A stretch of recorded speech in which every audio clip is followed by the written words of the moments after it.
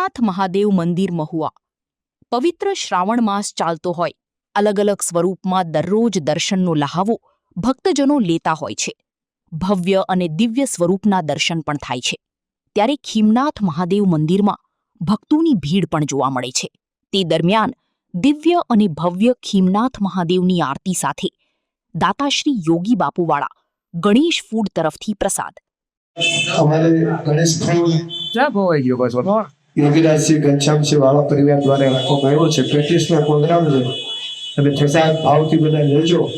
ઉપર ગણેશભાઈ મહેતા એમના પરિવાર દ્વારા અહીંયા લાવવામાં આવ્યા છે. તો 290 અને 201 રૂપિયા એટલે 500 રૂપિયા આપણી પાસે આજે વિતરણ થવાના. પણ 500 રૂપિયા એક એક વ્યક્તિના ઘરે વાડિયું હોય, ખેતર હોય ને એને 5-5 રૂપિયા તો નાખી જ દેજે.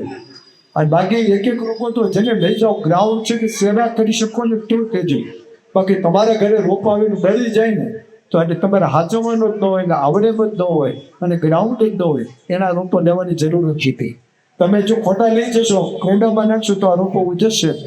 તો 5 વ્યક્તિઓ અહીંયા આવી જાય, બાકીના રોપા નીચે અમારે મહિલા. અને પછી પર્યાવરણના જતન માટે અને આસ્થા સાથેનું સંગમ એટલે ઉત્તમ વૃક્ષ બિલ્વપત્રનું વિતરણ દાતાશ્રી ગિરીશભાઈ તેમજ પ્રેમ મિલનકુમાર મહેતા દ્વારા આ મનોરથ ભક્તજનની વૃક્ષ આપી જતન કરવા પ્રેરણારૂપ અભિગમ સાથે વિતરણ કરી. હજારોની મેદની સાથે આ ભવ્ય આરતી તેમજ રામ સેતુના આજી દર્શન કરી ભાવ વિભોર બન્યા હતા મહાદેવના નારા સાથે ઓમ નમો શિવાય, ઓમ નમઃ શિવાયની ભવ્ય આરતી અને સંગમ રચાયો હતો. આ હતા પ્રચંડ નાદ સમાચાર. આભાર.